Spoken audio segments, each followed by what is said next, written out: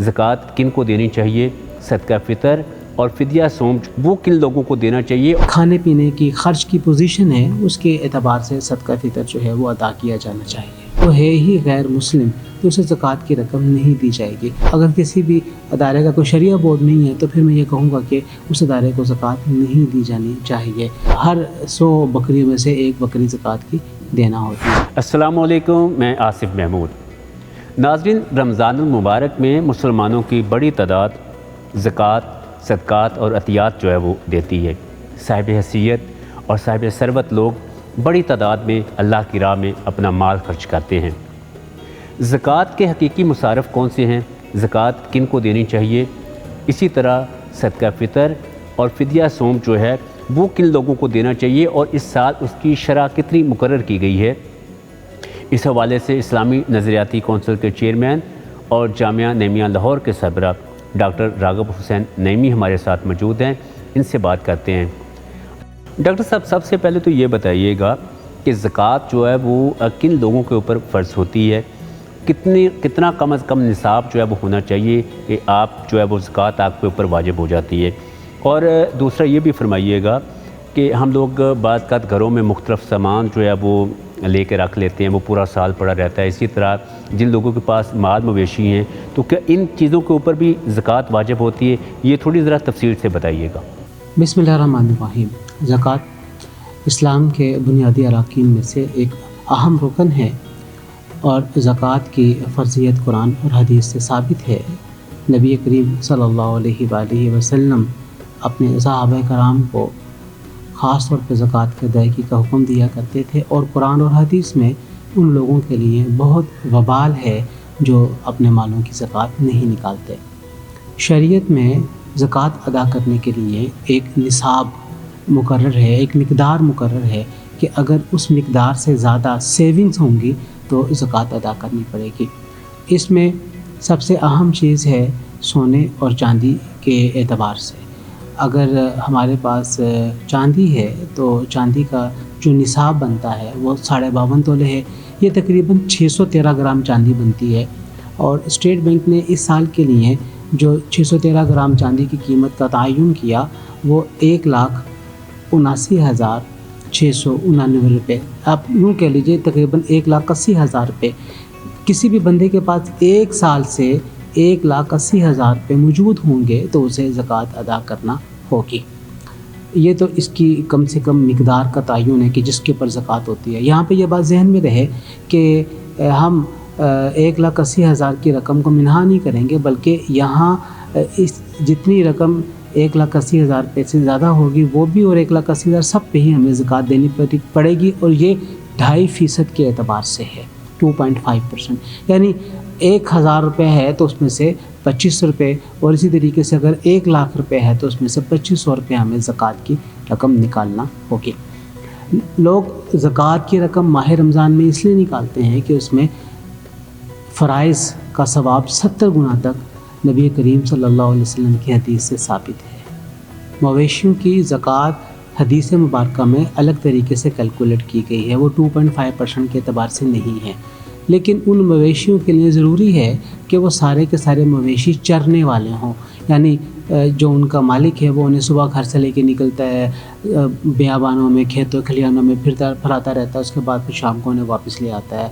तो फिर उसके अंदर हर 100 बकरियों में से 1 बकरी ज़कात की देना होती है और फिर आगे चल के फिर हर 40 की बढ़ोतरी के ऊपर 1 बकरी हमें ज़कात की देना पड़ेगी। इसी तरीके से गायों भैंसों का हिसाब है, ऊँटों का हिसाब है, बहुत तफसील के साथ ही सारा हिसाब शरीयत ने बयान किया है। लेकिन हम आज के ज़माने में देखते हैं सवाए सहराई इलाकों के या पहाड़ी इलाकों के अमूमी तौर पे लोग अब जो जानवर अपने पास रखते हैं वो तिजारत की नीयत से रखते हैं, तो उन्हें हम तिजारती माल तस्वुर करेंगे और उन्हें हम अपने पास से ग़ज़ा वगैरह देते हैं।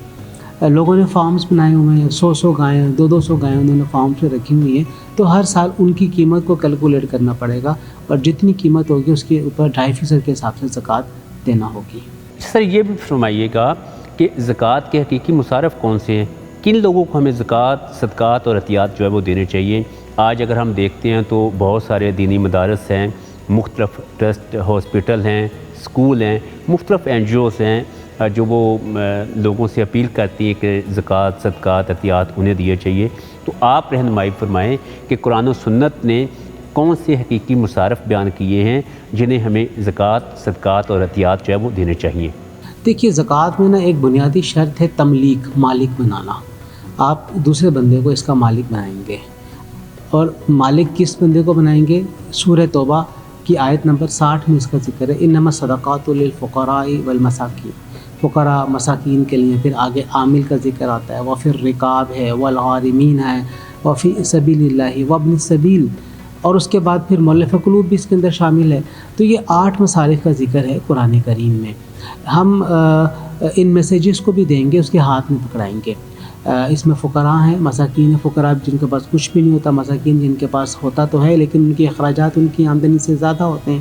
پھر اسی طریقے سے عاملین جو زکوٰۃ اکٹھی کرنے والے لوگ ہیں اور سرکار کی طرف سے مقرر کیے گئے ہیں، ریاست کی طرف سے، اور وہ زکوٰۃ اکٹھی کر کے ریاست کو لا کے جمع کرواتے ہیں. اور اگر کوئی بندہ جیسے کوئی مسلمان غلام تھا، اس کو آزاد کروانے کے لیے ہم زکوٰۃ خرچ کر سکتے ہیں. اللہ تعالیٰ کے راستے کے اندر دیں گے زکوٰۃ دے سکتے ہیں.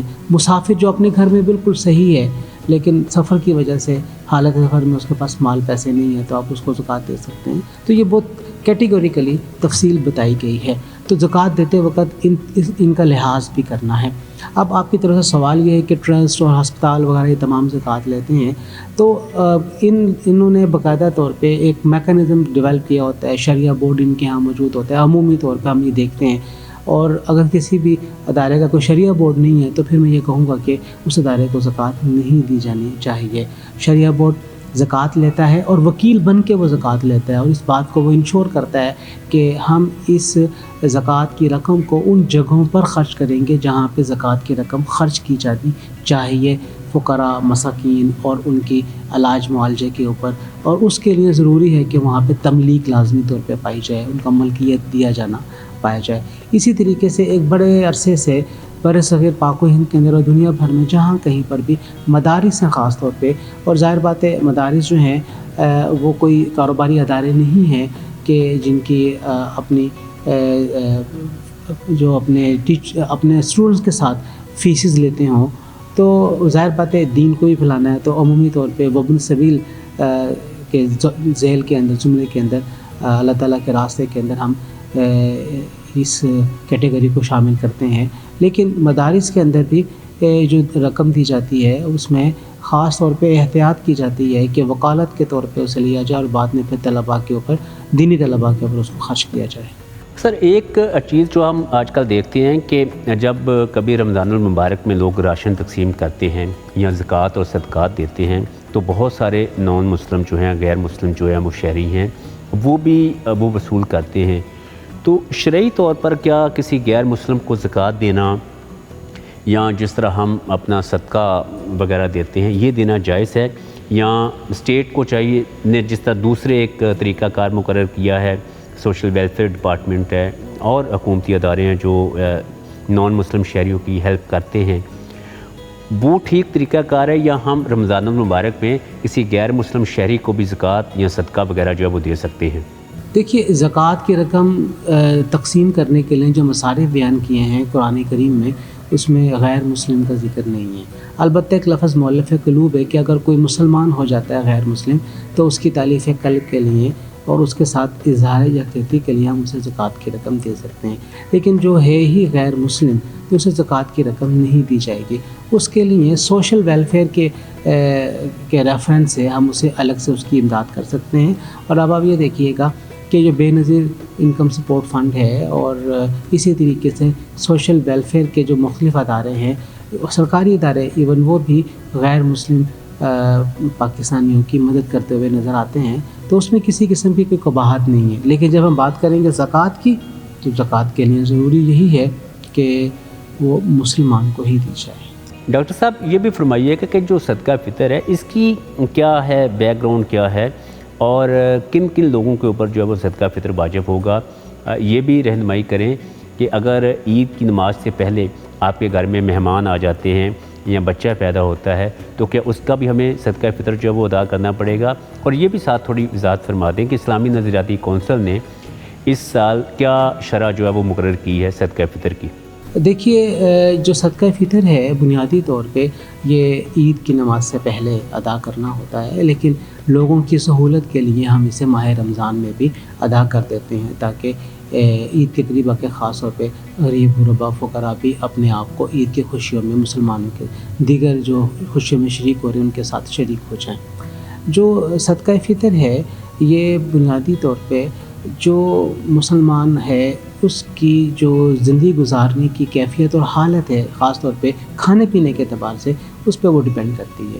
اگر بالکل عام سا آدمی ہے اور وہ کھانا پینا اس کا بہت نارمل ہے تو پھر وہ اور وہ سرکاری آٹا استعمال کرتا ہے جسے ہم فلور مل کا آٹا کہتے ہیں جو سرکاری ریبیٹ کے ساتھ چل رہا ہوتا ہے، تو پھر اس کے لیے قدرے کم ہے کہ 160 روپے اس کا متعین ہے۔ لیکن کچھ لوگ ہوتے ہیں جو چکی والا آٹا استعمال کرتے ہیں ان کے لیے 220 ہے، اور پھر کچھ اس سے بھی اچھا کرتے ہیں جو کے اعتبار سے کہ 250 روپے بنتا ہے۔ کھجور کے اعتبار سے اگر اور اوپر چلے جائیں تو تقریباً 600 روپے ہے، بلکہ 2500 روپے کے قریب وہ کھجور کے اعتبار سے بن رہتا ہے۔